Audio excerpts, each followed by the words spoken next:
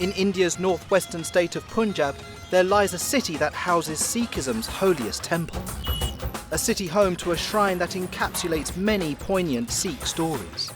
A walled city with an intricate web of streets forming a shield around the holy centre. This is the city of Amritsar, the 400-year-old spiritual locus of the Sikhs. I'm Jason Pomeroy, an eco-architect and urban planner, and I'm passionate about cities. I'm travelling to a series of great cities and finding out how old and modern architecture give each destination its special character.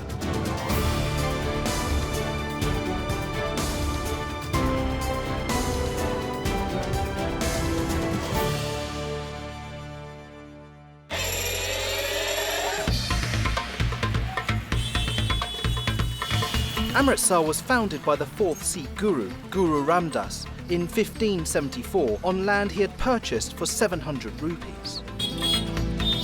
Present-day Amritsar has the same hyperactivity that characterises most other Indian cities.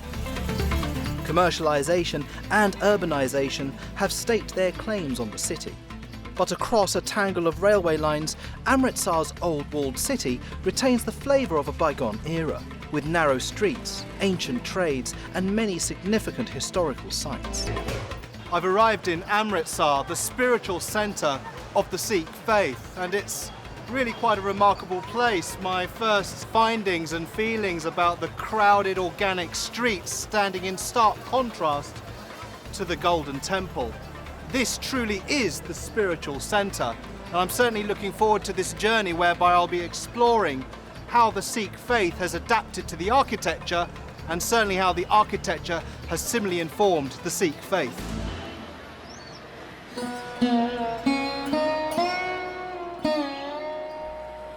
Sikhism originated in Punjab in the 1400s with the teachings of Guru Nanak, the religion's founding guru. Under the leadership of 10 successive gurus, Sikhism has grown to become the world's 5th largest organised religion today. Punjab is the only state in the world with a Sikh majority. The Golden Temple stands at the heart of Amritsar, and it is the holiest of Sikh Gurdwaras. Gurdwara is a Punjabi term meaning gateway to the Guru, and it is what the Sikhs call their place of worship. More people visit this holy site than the Taj Mahal. I'm meeting Dr. Mahal, a native of Amritsar and an expert in Sikh culture. He will guide me through my first ever visit to a Sikh shrine. So what we have here is a complex of different buildings that make up the entire Golden Temple. What do we have in the middle here? That's the middle of this building. That is the place of worship where the holy book of Sikhs, Guru Granth Sahib, is placed. That is exactly in the center of this building. It's a remarkable gold structure. I mean, it looks like it's been coated in gold leaf. Is that the case? Oh yes, about 750 kilograms of the gold were used, and it is plated on the copper plates. The Golden Temple was completed around 1602. But the present structure is the result of a substantial rebuild in 1764 following an enemy attack. In the 1800s, Maharaja Ranjit Singh secured the Punjab region from further attacks and gilded the upper floors of the Gurdwara, which gives the Golden Temple its distinctive appearance and English name. The Golden Temple seems to float on a body of water, fed by the Ravi River. And what is the water body called? It is water body is called the Amritsar. That is the name of the city. Amrit means the nectar, the holy water, and the Sar means that is the lake. Tell me a bit about the bridge. Yes, the lakhs of the people every day come and bow the head that they have the belief that just crossing the bridge, that is 60 meters distance to the main holy place, they and feel that we are Guru Dwara. We are just entering the door of the Guru's place. Interestingly, the Golden Temple reveals architectural features that are drawn from other faiths. What I also notice is that the architecture looks like a fusion between Islamic and Hindu elements, and yet this is a Sikh temple. Why is that? Sikhs came into existence just 550 years ago. The Islam came into existence 1400 years ago, but the Hindu culture is a long since the ages. The structures built during the Hindu time and the structure built by the Muslims and the Islamic people, yes, there is a certain ideas drawn from both the culture. The 4 entryways into the complex emphasise acceptance and openness, because Sikhism welcomes all, regardless of caste, creed or gender. But Mughal aggression had forced the Sikhs to take up arms. By the late 1700s, the Golden Temple had been attacked by invaders no less than 7 times. Ranjit Singh, the Maharaja, was quite a notable military genius. So was he sort of instrumental in trying to create a Sikh culture that was almost warrior-like? Yes, actually he followed the path of Guru Gobind Singh, the 10th Guru of Sikhs, and he built the army of Sikhs, the Khalsa army, and the Khalsa army was the main to fight against the Mughals and also the British. In 1699, Guru Gobind Singh founded the Khalsa, a disciplined community that combines its spiritual purpose with political goals and military duties. A 3-storied religious fortress, Ramgarhia Bunga, watches over the Golden Temple. It was built by Jassa Singh Ramgarhia in 1755 to house a defending force of Khalsa leaders in the temple compound. From the 2 towers, about 150 feet high, enemies approaching could be spotted from afar. If they were not undergoing restoration work, these towers would now serve tourists seeking a panoramic perspective. So tell me a bit about these towers. There was a Sikh general called Jassa Singh Ramgarhia. So he was given the responsibility to protect the premises from the invaders. Then they built this building and these were the watchtowers. They used it as a fort. There is a certain points you can just fire the. So these are for surveillance and for the security. It really does feel quite fortress-like. Ramgarhia Bunga was constructed mainly with small, kiln-fired bricks set in lime plaster and mud mortar. Along with masonry arches, the design includes 44 engraved pillars of marble and red sandstone. The facade is decorated with delicately chiselled patterns.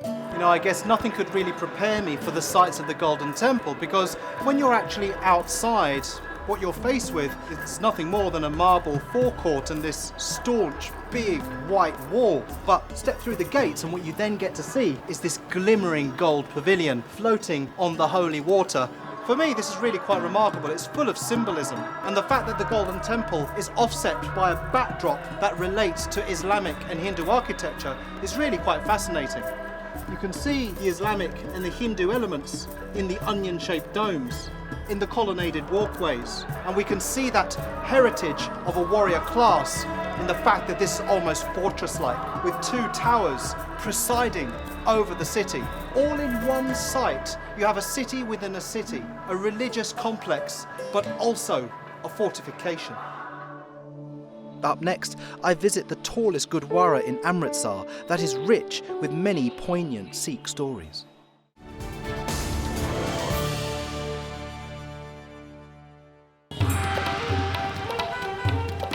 Just a short walk from the Golden Temple stands a structure that draws little attention despite its stature. This 9-storey tower is the Gurdwara Baba Atal Rai. Dr. Mahal recommends a visit to this monumental place of worship that holds special significance for the Sikhs. Why is this so important? It's a 200 years old building and this is the tallest building as a Gurdwara in the history of the Sikhs. And because this is centuries old building, Right.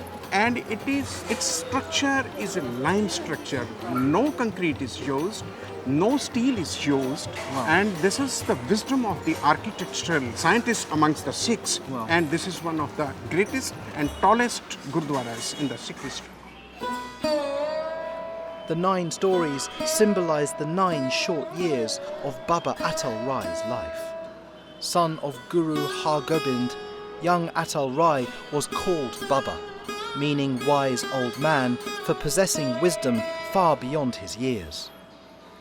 The 6th Sikh Guru erected this tower as a cenotaph, enshrining the remains of his son who had died prematurely in 1628. Standing at a height of over 40 metres, this holy tower offers a panoramic view of the city.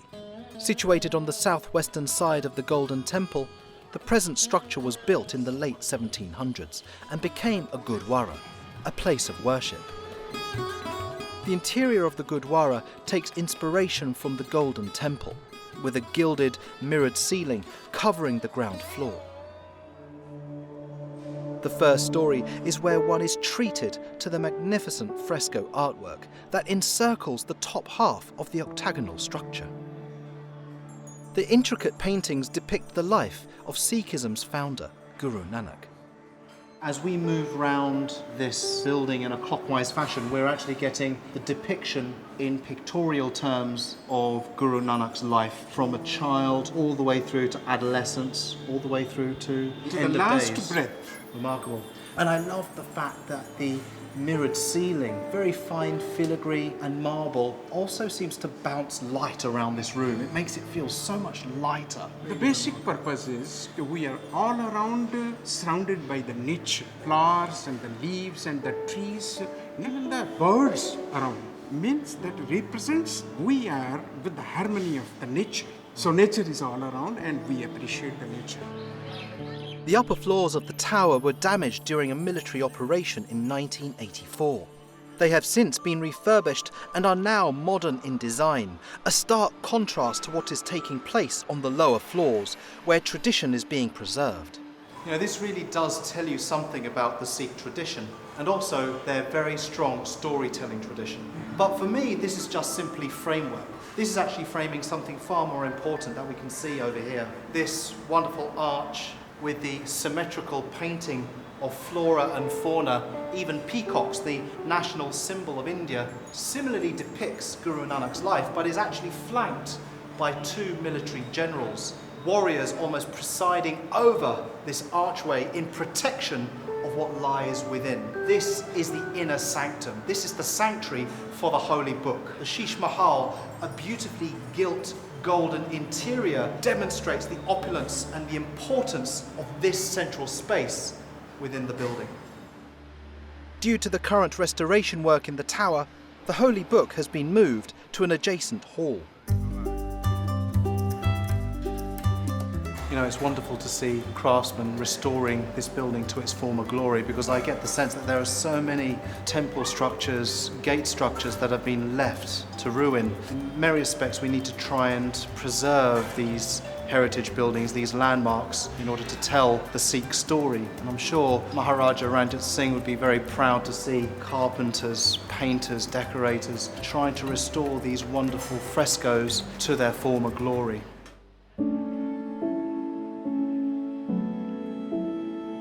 I find it quite remarkable that here we are in almost this oasis, this peacefulness, if you will, with wonderful lush gardens and water. That is a remarkable difference to the throng of the Golden Temple, where many millions of people arrive every day just to worship. But this in itself tells a remarkable story and is actually a wonderful example of Sikh architecture that almost appears to be forgotten.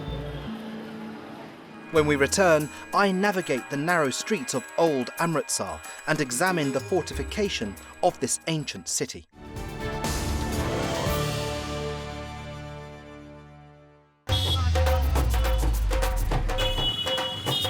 The grind of modernisation has not erased Amritsar's heritage. The old walled city is Ramdaspur, named after the founder, Guru Ramdas. Encircled by 12 city gates, intricate networks of narrow streets crisscross within. Dr. Mahal wants me to experience what life was like here centuries ago. This seems to have grown organically over time. That's why these narrow alleyways are so chock-a-block full of these rickshaws, auto rickshaws, motorcycles, and the cacophony of the noise is just a bit much. This is the most congested area of Amritsar and very close to the Golden Temple. This place is called the Katra Ahluwalia. Yes. Katra means the small fortress. Fortress, okay. During the ancient times, the Golden Temple was protected by the Sikh, rich and Sikh generals, and Ahluwalia, Jassa Singh Ahluwalia is one of the generals. Right. And he, and along with other rich and mighty Sikhs, they surrounded the whole Golden Temple along with small fortresses. This is a prime example of a fortified city. Golden Temple, this jewel, surrounded by a fortress wall, which is then surrounded by a donut of trade, commerce, living, working, playing, and then a further wall that encapsulates that. How did this come about? I mean, was Amritsar always an opulent trading environment, or were people invited here? During the Guru's time and afterwards Maharaja Ranjit Singh, they invited the prestigious businessmen from the Rajasthan and other parts of India to settle down over here so that this place can be converted into one of the big business places. So the success story of Amritsar isn't just about the Golden Temple as being the centre of the Sikh faith. It's also about the openness of the Maharaja Ranjit Singh and some of the gurus to invite India into Amritsar to make it an important trade and commerce hub. Along with narrow streets, the katras, or dwellings that functioned as fortresses in wartime, seem to have been frozen in time. So these bricks are how old? These are more than 200 years old, and this is a slightly bigger size, and this is almost 150 years old. So you can actually read the age of the buildings just by looking at the brick That's the size. size of the bricks. So this is the older part of the city, Older and then part. this is the newer part of the city. This is a walk back in time, as one witnesses traditional trades being practiced in the same place and manner as they have been done for centuries.